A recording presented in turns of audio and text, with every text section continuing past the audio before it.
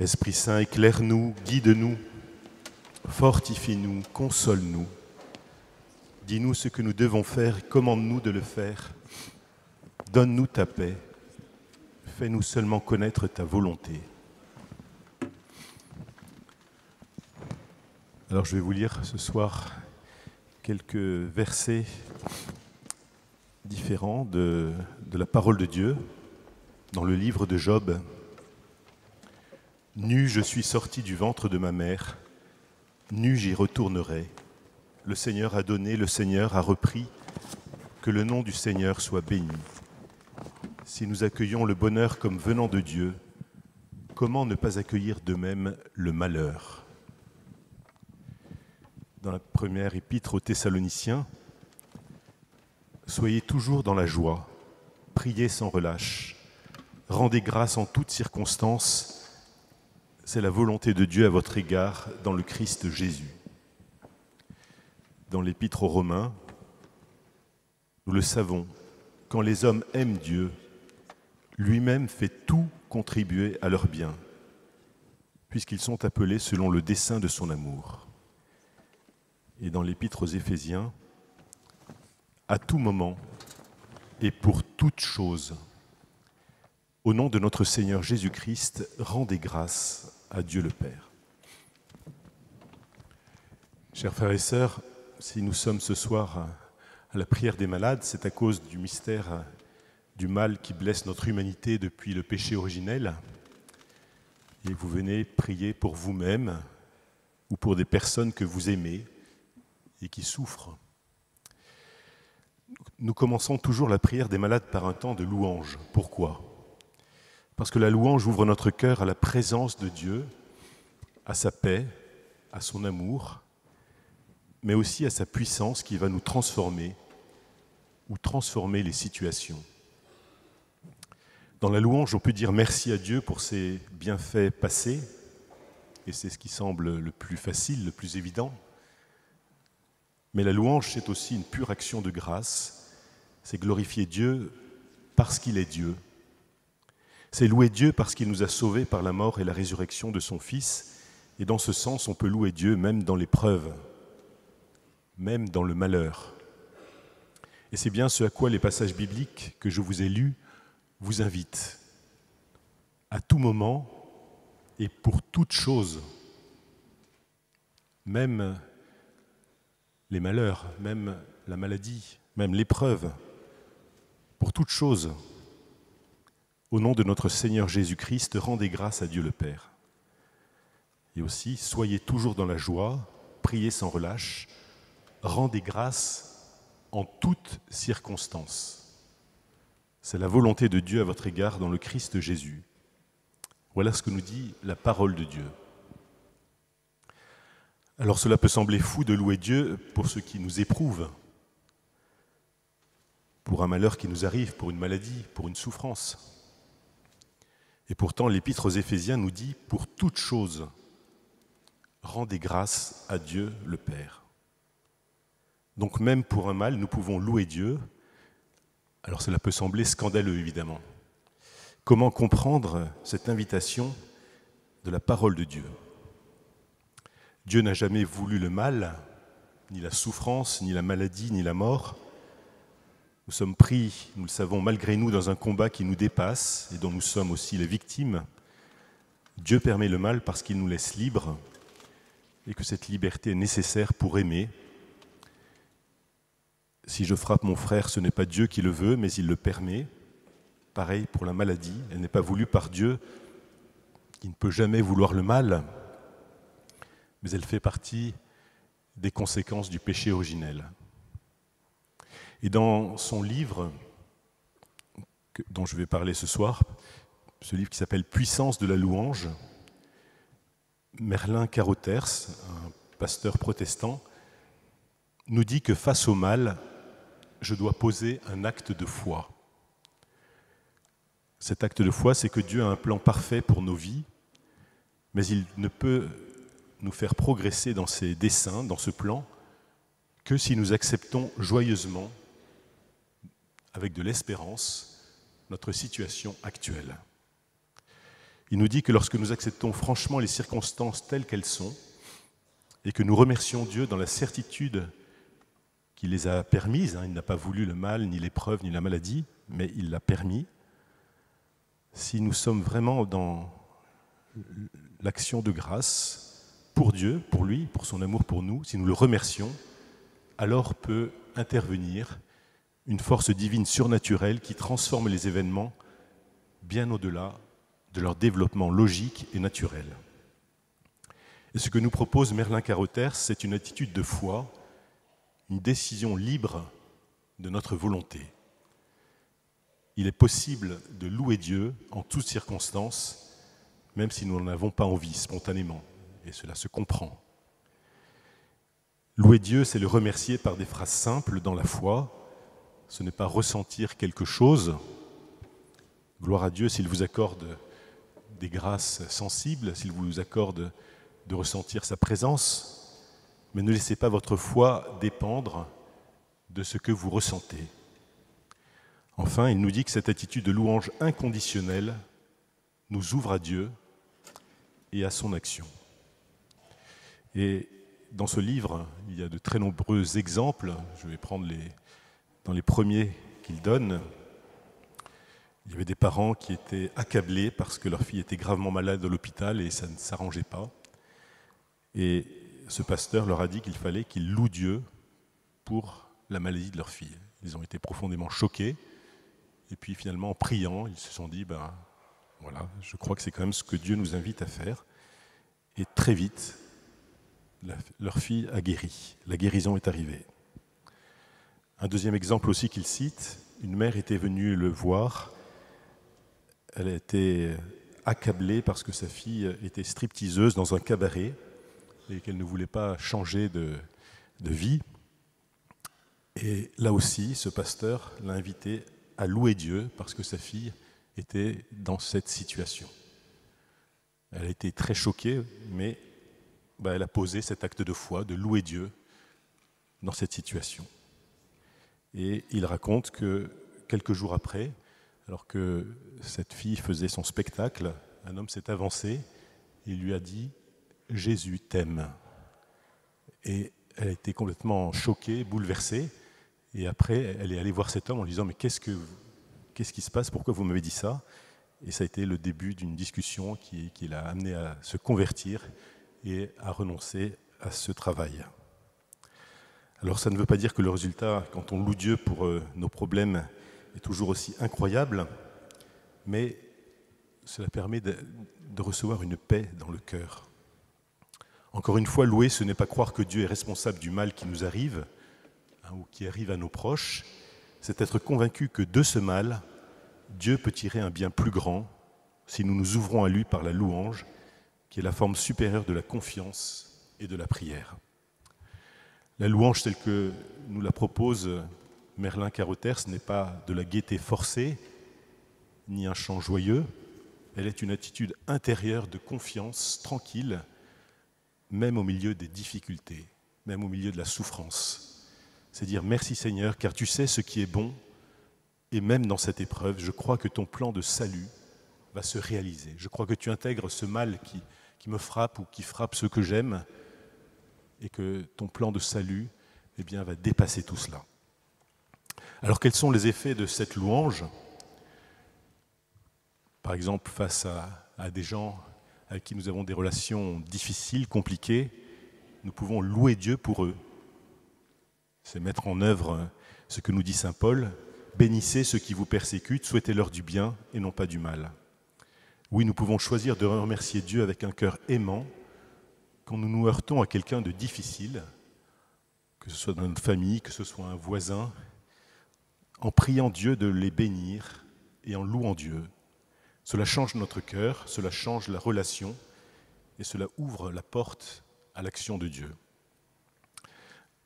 Alors ne nous leurrons pas, la louange n'est jamais facile, c'est un acte de foi, c'est une décision à poser, c'est un combat intérieur aussi, mais dans une attitude d'amour confiant.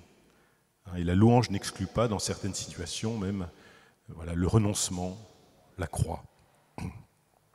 Ainsi, est-ce que vous remerciez Dieu pour les gens que vous trouvez difficile à aimer autour de vous?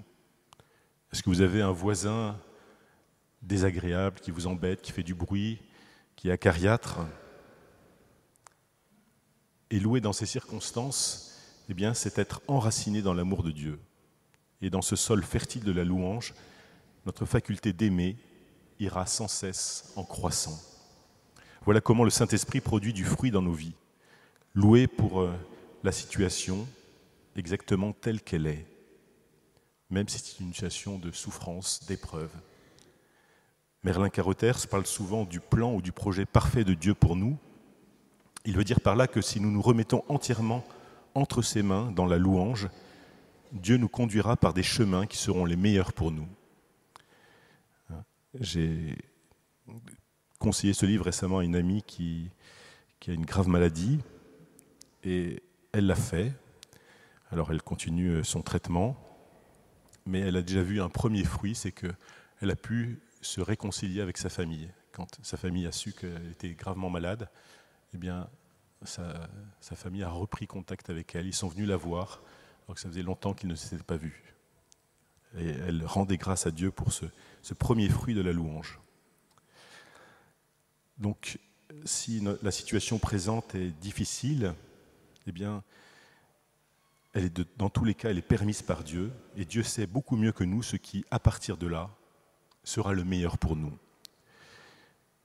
De même, nous devons nous dire que Dieu aime beaucoup plus que nous tous ceux à qui nous pensons dans la prière. Il sait ce qui sera le meilleur pour eux dans cette situation. Et si on ne croit pas cela, eh bien, est-ce que l'on croit vraiment que Dieu est amour? Donc notre louange doit être inconditionnelle.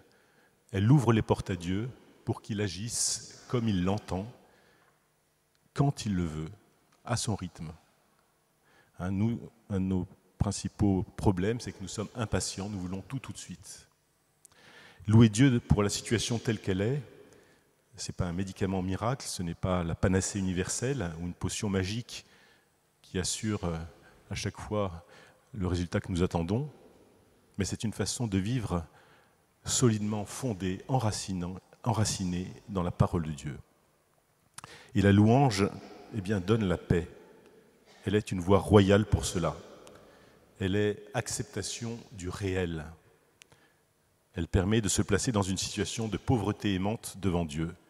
Et si on croit vraiment que Dieu existe et est présent, alors quelle meilleure attitude que de se remettre entre ses mains, avec confiance, avec joie, avec amour, comme un enfant dans les bras de sa mère.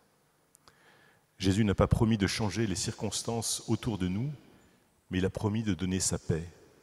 Il a promis de donner une joie à ceux qui veulent apprendre à croire que Dieu contrôle, dirige concrètement toutes choses.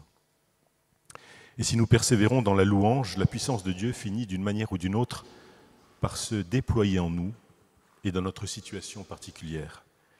Peut-être petit à petit, comme goutte à goutte tout d'abord, puis comme un fleuve qui va enfler et finir par nous submerger, faisant disparaître les anciennes blessures et les cicatrices. Alors, un autre effet de la louange, eh bien, vous le comprenez, c'est que cela va nous permettre d'arrêter de nous plaindre. La confiance, la louange est même possible quand nous sentons en nous des douleurs, des angoisses. Il s'agit de convertir nos préoccupations, de changer notre point de vue. Ainsi, quand quelque chose nous énerve, ça peut être des enfants qui font du bruit à la messe, ça peut être un voisin de palier désagréable, quelqu'un qui m'agace. Pourquoi ne pas louer Dieu pour ces personnes, pour cette situation?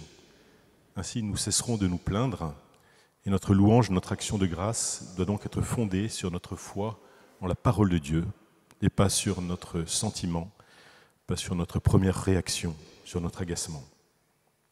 L'attitude de louange libère la puissance de Dieu dans notre vie. Au contraire, une attitude de murmure et de lamentation la bloque.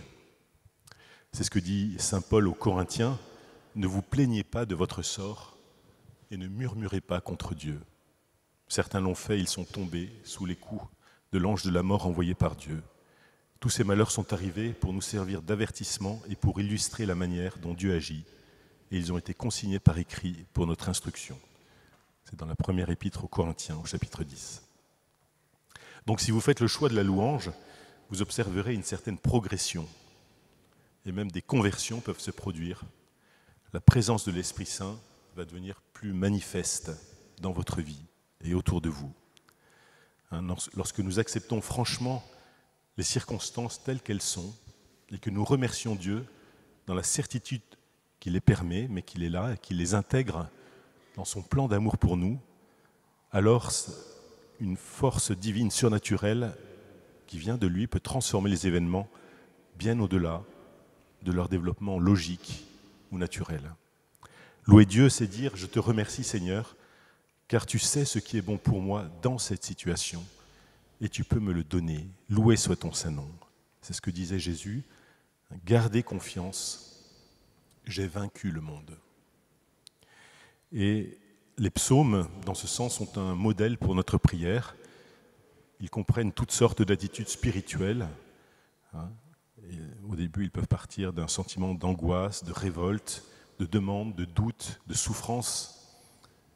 Et la louange y tient une place privilégiée.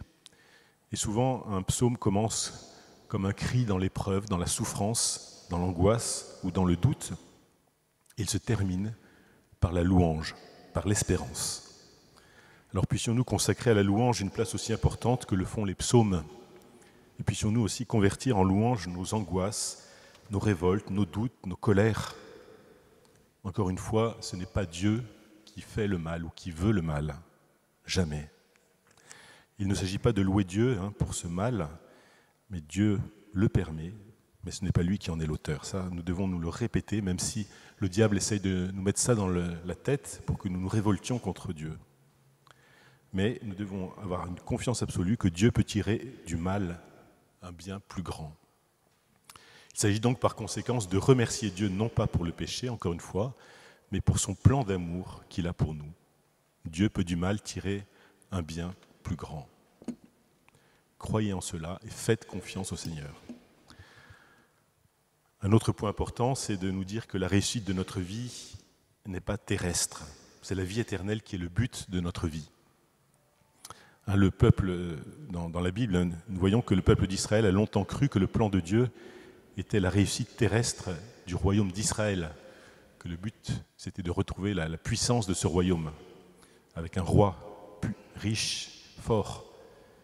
Et tout échec apparent, toute défaite était vécue comme quelque chose de négatif, d'où le scandale aussi devant la mort du Christ.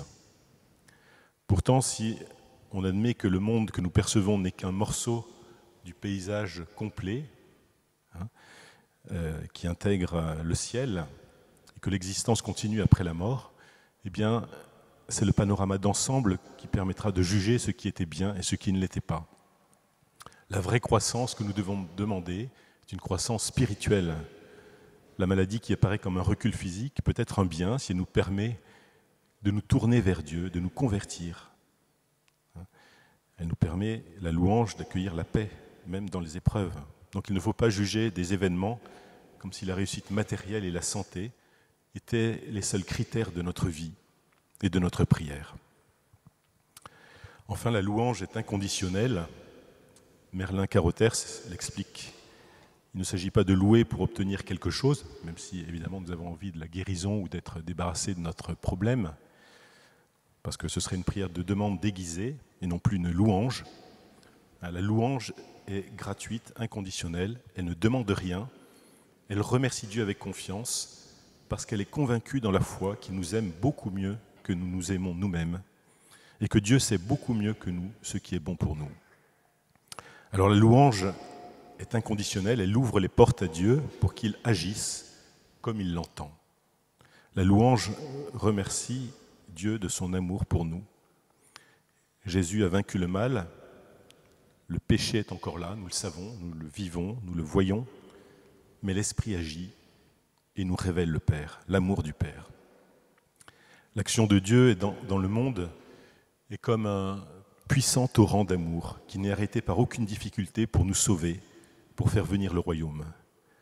Mais chacun de nous peut être un obstacle à ce courant de grâce, auquel cas, le torrent d'amour passe ailleurs, ou bien nous pouvons nous ouvrir pour laisser Dieu agir en nous et à travers nous.